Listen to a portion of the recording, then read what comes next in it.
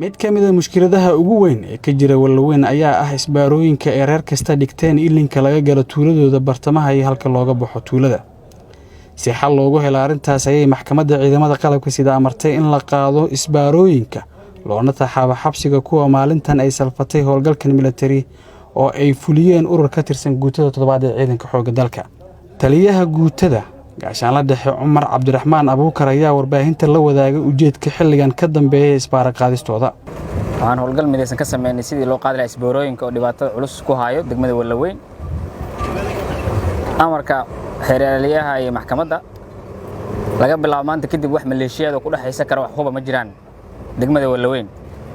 waxaa la farayaa amarkaas inuu fuliyo taliyaha ururka 54 ee guutada 7.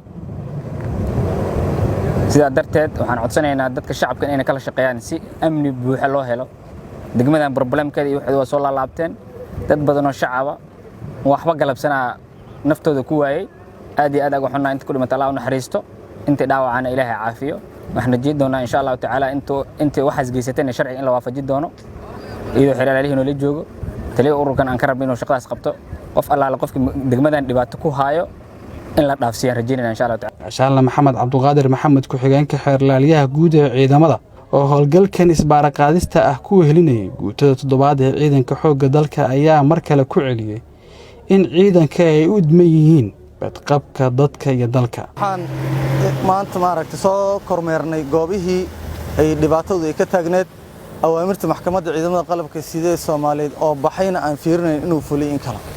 waxaan ugu mahad celinayaa taliyaha guutada 7 ee qaybta 6aad iyo taliyihiisa ururka iyo dhammaan saraakiisha ka hooseysaba sidii u fuliyeen amarkii maxkamadda ciidamada qalabka sida Soomaaliyeed. deegaankan Shabeellada Hoose gaar ahaan degmada Wallaweyn waxa dhibaatada ugu weyn ahay isbaarada. maxkamadda markay timid tilaabooyinkii koowaad ay qaado waxay ahayd asalka dhibaatada meesha ahayd in laga abaaro oo ahayd in isbaarada meesha laga qaado. gudoomiye ku xigeenka dhinaca arrimaha bulshada gobolka Shabeellada Hoose ayaa kaga mahad celiyay dadaalka ciidamada xoogga dalka ay ugu guntadeen isbaara qaadista gobolka. dhammaan waxa la wixii isbaarooyinay waa la qaaday ciidamada qalabka sida iyo xeer ilaalintu iyo maxkamadda ciidamada qalabka sida aad iyo aad ay u maadsan yihiin shaqo fiican ayay ka qabteen maaragtay gobolka inta dhimanna waa dhamaystiri doonaa laakiin eriyada Wallaweyn dhammaan waa la qaaday isbaarooyinkii. Muqaadir Ciise warbaahinta qaranka Shabeellaha Hoose.